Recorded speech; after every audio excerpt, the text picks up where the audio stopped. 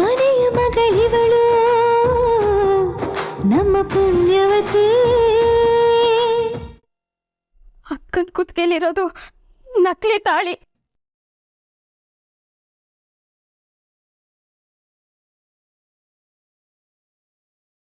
ಅಮ್ಮಾಜಿ, ಇದೆಲ್ಲ ಬೇಕು ಅಂತ ಆಗಿದ್ದಲ್ಲ ಅಮ್ಮಾಜಿ. ನನಗಿದೆಲ್ಲ ಇಷ್ಟನೂ ಇಲ್ಲ. ನಾನು ಈ ಮನೆ ಸೊಸೆನೂ ಅಲ್ಲ. ನನಗಿದ್ರಿಂದ ಮುಕ್ತಿ ಬೇಕು ಅಮ್ಮಾಜಿ. ನೋಡಿ, ದಯವಿಟ್ಟು ಈಗಲೇ ನನ್ನ ಕುತ್ತಿಗೆಲಿರೋ ಈ ತಾಳಿನ ತೆಗೆಸಿ ನಂದನ್ನವ್ರ ಕೈಯಿಂದ ಅಕ್ಕನ ಕುತ್ತಿಗೆಗೆ ನೀವೇ ಹಾಕಿಸ್ಬಿಡಿ ಅಮ್ಮಾಜಿ. ಆಗ ನಾನು ಈ ಮನೆಯಿಂದ ಹೊಂಟೋಯ್ತೀನಿ. ಪ್ಲೀಸ್ ಅಮ್ಮಾಜಿ.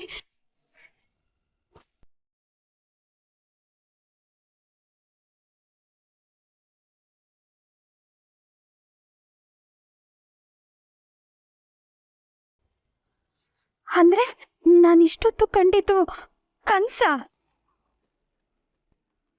ಪೂರ್ವಿ, ಅಮ್ಮಾಜಿ ಆಗ್ಲಿಂದ ಕೇಳ್ತಾನೆ ಇದ್ದಾರೆ. ನೀನ್ ಸುಮ್ನೆ ನಿಂತ್ಕೊಂಡಿದ್ಯಲ್ಲ, ಹೇಳು. ಪದ್ಮಿನಿಗೆ ಏನಾದ್ರೂ ಬೇಜಾರಾಗಿದ್ಯಾ? ಇಲ್ಲ, ನನಗೇನು ಗೊತ್ತಿಲ್ಲ. ಅಕ್ಕ ನಂದನವ್ರ ಜೊತೆ ನನಗ್ ಗೊತ್ತಿರೋಂಗೆ ಚೆನ್ನಾಗಿ ಅವಳೆ ಅಮ್ಮಾಜಿ. ಅಮ್ಮಾಜಿ, ರಾತ್ರಿ ಅವರಿಬ್ರು ನಿಜವಾಗ್ಲೂ ಲಾಂಗ್ ಡ್ರೈವ್ ಹೋಗಿದ್ರು. ಅದು ಸುಳ್ಳಲ್ಲ. ನೀವೇನು ಯೋಚನೆ ಮಾಡಬೇಡಿ. ಅವರಿಬ್ರು ಅನ್ಯೋನ್ಯವಾಗಿರ್ತಾರೆ.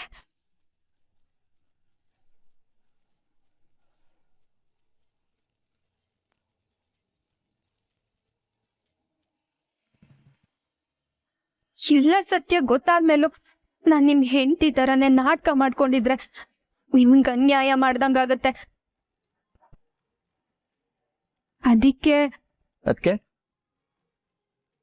ಅದಕ್ಕೆ ಏನ್ ಮಾಡ್ಬೇಕಂತಿದ್ಯಾ? ಹೋ, ನೀನು ಮನೆಗೆ ಬಿಟ್ಟು ಹೋಗ್ಬಿಡ್ತೀಯಾ? ಸರಿ, ಹೇಗು.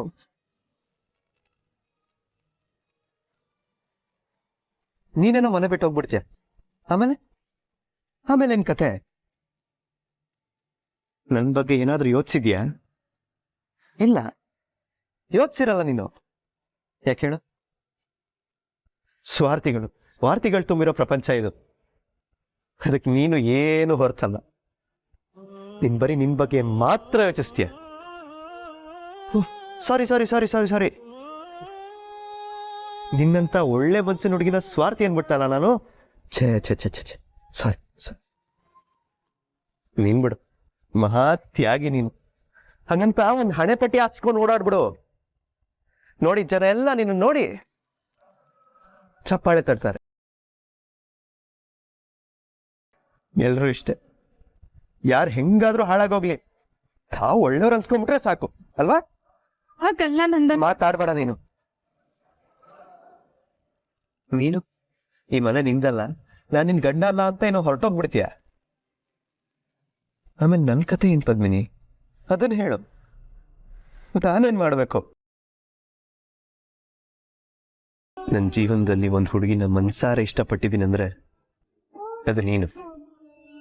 ಇನ್ನು ನೋಡಿದ ದಿನದಿಂದ ದಿನ ಆಗ್ಲಿ ರಾತ್ರಿ ಆಗ್ಲಿ ನಿಂದೇ ಜಪ. ನಿನ್ನ ಮದುವೆ ಆಗಿದ್ದೀನಿ ಅನ್ನೋ ಖುಷಿಗೆ ನೆಲದ ಮೇಲೆ ಇರ್ಲಿಲ್ಲ ನಾನು. ನನ್ನ ಪ್ರೀತಿ ಗೆದ್ಬಿಡ್ತು ಅನ್ನೋ ಭ್ರಮೇಲಿ ಬದುಕ್ತಿದ್ದೆ ಪದ್ಮಿನಿ, ತೇಲಾಡ್ತಿದ್ದೆ. ಆದ್ರೆ ನೀನು ನಿನ್ನೆ ಒಂದೇ ಒಂದು ಕ್ಷಣದಲ್ಲಿ ನನ್ನ ಪಾತಾಳಕ್ಕೆ ನೂಕ್ಬಿಟ್ಟಿಯಲ್ಲ.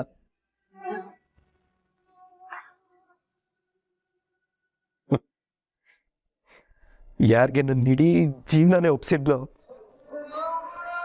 ಅವರೇ ನನ್ನ ಜೀವನನ ಹಾಳು ಮಾಡ್ಬಿಟ್ರಲ್ಲ. ದಯವಿಟ್ಟು ಹೊಂದ್ಕೋಬೇಡ. ನಾನು ನೊಂದ್ಕೊಟ್ರೆ ನಿನಗೇನು? ನೀನೇ ಹೇಳಿದ್ಯಲ್ಲ ನೀನ್ ನನ್ನ ಹೆಂಡ್ತಿನೇ ಅಲ್ಲ ಅಂತ. ನನಗೆ ಬಿಟ್ಕೊಡಕ್ಕೂ ತಯಾರಾಗ್ಬಿಟ್ಟಿದ್ಯಾ, ತುದಿಗಾಲಲ್ಲೇ ನಿಂತಿದ್ಯಾ. ಮತ್ತೆ ನಾನು ನೊಂದ್ಕೊಂಡ್ರೆ ನಿನಗೇನ್ ಕಷ್ಟ?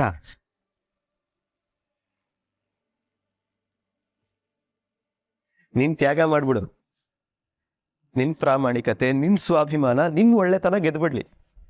ಮಹಾನ್ ಸತ್ಯವಂತೆ ಪದ್ಮಿನಿ ಅಂತ ನಿನ್ ಫೋಟೋ ಹಾಕ್ಸಿ ಊರು ತುಂಬಾ ಕಟೌಟ್ ಹೊಡೆಸ್ಬಿಡ್ತೀನಿ. ಜನ ಎಲ್ಲ ನಿನ್ನ ಪೂಜೆ ಮಾಡ್ತಾರೆ. ಆಗ ಸಮಾಧಾನ ಅಲ್ವಾ ನಿನ್ಗೆ? ಗ್ರೇಟ್ ಬಿಡು ನೀನು. ಏನ್ ನೋಡ್ತಿದ್ಯಾ? ಈ ಮನೆ ನಿಮ್ದಲ್ಲ, ನೀನ್ ಇಲ್ಲಿಂದ ಹೊರಟೋಗ್ಬೇಕು ಅಂತ ಡಿಸೈಡ್ ಮಾಡಿದ್ಯಾ ತಾನೆ? ಹೊರಟೋಗು, ಹೊರಟೋಗ್.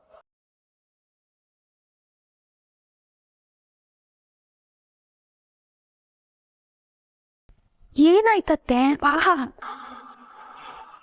ಚಜ್ಜಲ, ಅಮ್ಮಾಜಿ ತಲೆಯಲ್ಲಿ ಹುಳ ಬಿಟ್ಟು ಬಂದಿದ್ದೀನಿ. ಅಮ್ಮಾಜಿ ಫುಲ್ ತಲೆ ಕೆಡಿಸ್ಕೊಂಡು ಕೂತ್ಕೊಂಡ್ಬಿಟ್ಟಿದ್ದಾರೆ. ಅಂಥದ್ದು ಏನ್ ಹೇಳಿದ್ರಿ ಅತ್ತೆ? ಏನು, ಕಿತಾಪತಿ ಮಾಡೋದ್ರಲ್ಲಿ ನೀನೊಬ್ಳೆ ಎಕ್ಸ್ಪರ್ಟಾ? ಅದರಲ್ಲಿ ನಾನು ಕೋರ್ಸ್ ಮಾಡಿನೆ, ನಿನ್ನ ಅತ್ತೆ ಆಗಿರೋದು. ಬಿಲ್ಡಪ್ ಸಾಕು. ಅಂಥದ್ದು ಏನ್ ಮಾಡಿದ್ರಿ ಅಂತ ಹೇಳಿ. ಅದೇ ಪದ್ಮಿನಿ ನಂದನ್ ಇಬ್ರು ಇಡೀ ರಾತ್ರಿ ಮನೆಗೆ ಬರ್ಲಿಲ್ಲ. ಬೆಳಗ್ಗೆ ಬಂದು ನಾವಿಬ್ರು ಲಾಂಗ್ ಡ್ರೈವ್ ಹೋಗಿದ್ವಿ ಅಂತ ಕತೆ ಹೇಳಿದ್ರಲ್ಲ, ಅದ್ರ ಬಗ್ಗೆ ಅಮ್ಮಾಜಿಗೂ ಒಂದು ಚಿಕ್ಕ ಡೌಟ್ ಇತ್ತು ಅನ್ಸತ್ತೆ. ರೂಮಲ್ಲಿ ಯೋಚನೆ ಮಾಡ್ತಾ ಕೂತಿದ್ರು. ನಾನು ಸಿಕ್ಕಿದ್ದೆ ಚಾನ್ಸು ಅಂತ ಪದ್ಮಿನಿ ನಂದನ್ ಇಬ್ರು ಅನ್ಯೋನ್ಯವಾಗಿಲ್ಲ, ಹಾಗೆ ಹೀಗೆ ಅಂತ ಕಿವಿ ಊದ್ಬಿಟ್ಟು ಬಂದೆ. ಈಗ ಅಮ್ಮಾಜಿ ಅದೇ ಯೋಚನೆಲಿದ್ದಾರೆ. ವೆರಿ ಗುಡ್ ಅತ್ತೆ, ಒಳ್ಳೆ ಕೆಲಸ ಮಾಡಿದಿರಾ. ಇಷ್ಟು ಸಾಕು ಅಮ್ಮಾಜಿಗೆ ಪದ್ಮಿನಿ ಮೇಲೆ ಬೇಸರ ಹುಟ್ಟೋದಕ್ಕೆ.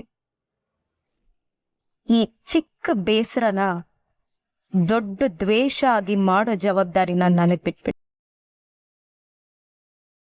ಒಂದಂತೂ ನಿಜ ಅತ್ತೆ, ನಂದನ್ ಮತ್ತೆ ಪದ್ಮಿನಿ ಮಧ್ಯೆ ಏನೂ ಸರಿ ಇಲ್ಲ.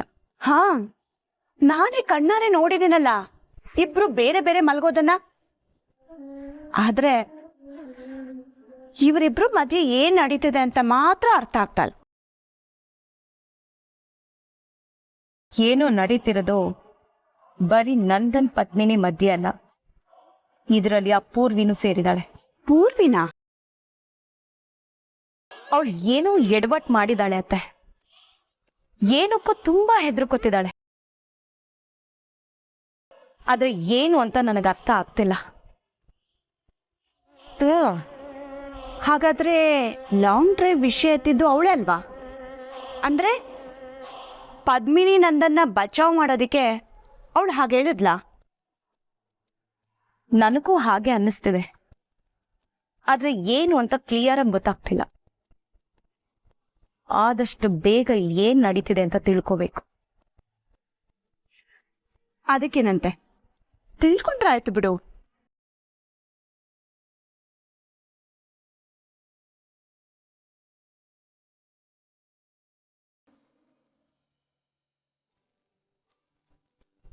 ಅಮ್ಮ, ಅಮ್ಮ, ಅಮ್ಮ. ಹೇಳೋ ಕಂದ. ಚಿಕ್ಕಮ್ಮ ಹಸುವಾಗ್ತಿದೆ, ಊಟ ಬಡಿಸಿ. ಸರಿ, ಕೂತ್ಕೋ. ಇವನೇನು ಪದ್ಮಿನಿ ಅಂತ ಕರೀದೆ ಅಮ್ಮ ಅಮ್ಮ ಅಂತ ಕರ್ಕೊಂಡ್ ಬಂದ? ಇವನು ಪದ್ಮಿನಿ ಸರಿಗಿದಾರೋ ಇಲ್ವೋ ಅಂತ ನಾನು ಈಗಲೇ ತಿಳ್ಕೊಳ್ತೀನಿ. ಅಯ್ಯೋ ನಂದನ್, ಅರ್ಜೆಂಟ್ ಆಗಿ ನಮ್ಮ ಅಮ್ಮಂಗೆ ಫೋನ್ ಮಾಡ್ಬೇಕಾಗಿತ್ತು, ಮರ್ತು ಬಿಟ್ಟಿದ್ದೆ. ಊಟ ಬಡಿಸೋದಕ್ಕೆ ಪದ್ಮಿನಿಗೆ ಹೇಳ್ತೀನಿ. ಹಾ ಪದ್ಮಿನಿ, ಪದ್ಮಿನಿ. ಬಂದೆ ಚಿಕ್ಕತೆ. ಪದ್ಮಿನಿ, ನನ್ಗೆ ಅರ್ಜೆಂಟ್ ಆಗಿ ಒಂದು ಕಾಲ್ ಇತ್ತು, ನನ್ನನ್ನು ಸ್ವಲ್ಪ ಊಟ ಬಡಿಸ್ಬಿಡು.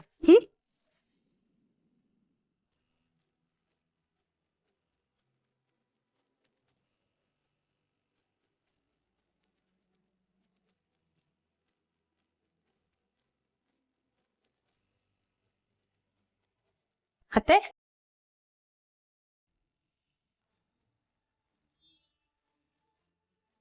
ಏನತ್ತೆ ಮಾಡ್ತಿದ್ದೀರಲ್ಲಿ? ಅದು ಕತ್ತು ಮುಚ್ಚಿ. ನೋಡಲಿ, ಪದ್ಮಿನಿ ನಂದನ್ ಇಬ್ಬರೇ ಇದ್ದಾರೆ. ಅವರಿಬ್ರು ಏನ್ ಮಾತಾಡ್ತಾ ಇದಾರೆ ಅಂತ ಕೇಳಿಸ್ಕೊಂಡ್ರೆ ಏನ್ ನಡೀತಿದೆ ಅಂತ ಅರ್ಥ ಆಗತ್ತೆ. ಅದಕ್ಕೆ ಈ ರೀತಿ ಕೇಳಿಸ್ಕೊತಿದ್ದೀರಾ?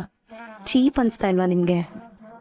ಓಹೋ, ನೀನ್ ಭಾರಿ ಗಣಂದಾರಿ ಕೆಲಸನೇ ಮಾಡ್ತೀಯ ಅಲ್ವಾ? ಮೊದ್ಲು ಕೇಳಿಸ್ಕೊ.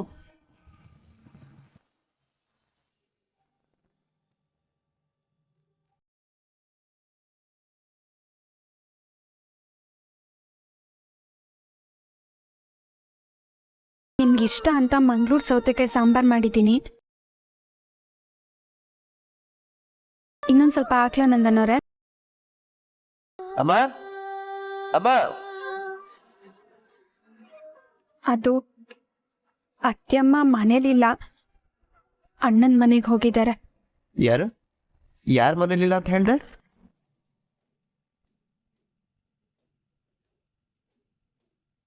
ಅದು ನಿಮ್ ತಾಯಿ.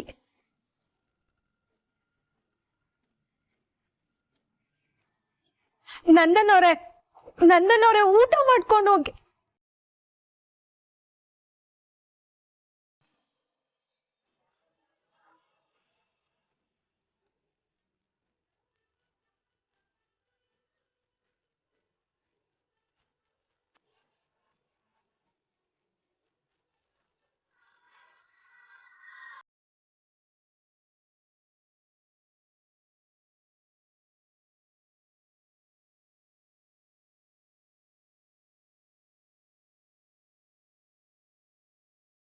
ಇವತ್ತೇನೋ ಇರಬ್ಬರ ಅಕ್ಕಿ ಎಲ್ಲ ಇಟ್ಟು ಗಂಜಿ ಮಾಡೀವ್ನಿ, ಆದ್ರೆ ನಾಳೆಗೆ ಏನ್ ಮಾಡು ಅಂತೀರಾ? ಮನೆಯಾಗ ಯೋನೋನು ಉಳ್ದಿಲ್ಲ.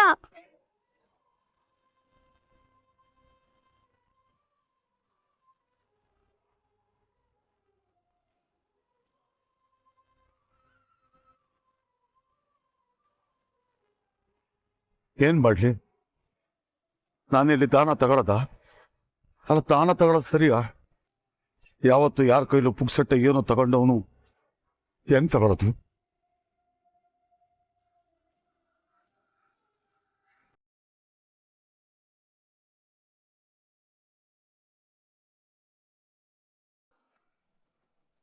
ನೋಡಿದ್ರಾತೆ, ಪದ್ಮಿನಿ ಬಡ್ಸಕ್ ಬಂದಾಗ ನಂದನ್ ಊಟ ಮಾಡ್ದೆ ಹೇಗೆ ಎದ್ದೊಟ್ಟೋದ?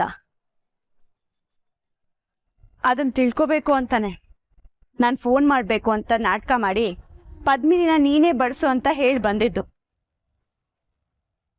ಅಲ್ಲಿ ಕನ್ಫರ್ಮ್ ಆಗೋಯ್ತು, ಪ್ರೇಮ ಪಕ್ಷಿಗಳಿಬ್ರು ಮನಸ್ತಾಪ ಅನ್ನೋ ಪಂಜರದಲ್ಲಿ ಬಂದಿಯಾಗೋದ್ರು.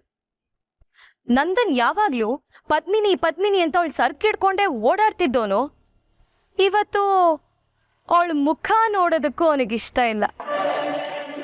ಇದೇ ಅತ್ತೆ ನಮಗ್ ಬೇಕಾಗಿದ್ದಿದ್ದು. ಹೌದು ಚಂಚಲ, ನಂದನ್ ಪದ್ಮಿನಿನ ಪ್ರೀತಿ ಮಾಡೋದ್ ನೋಡಿ ನನ್ ಹೊಟ್ಟೆ ಉರಿದೋಗ್ತಿತ್ತು. ಅವಳಿಗೆ ಯಾಕೆ ಇಷ್ಟೊಂದು ಐಶ್ವರ್ಯ ಅಂತ. ಆದ್ರೆ ಇವತ್ತು ಅವಳ ಮುಖಕ್ಕೆ ಸರಿಯಾಗಾಯ್ತು ನೋಡು.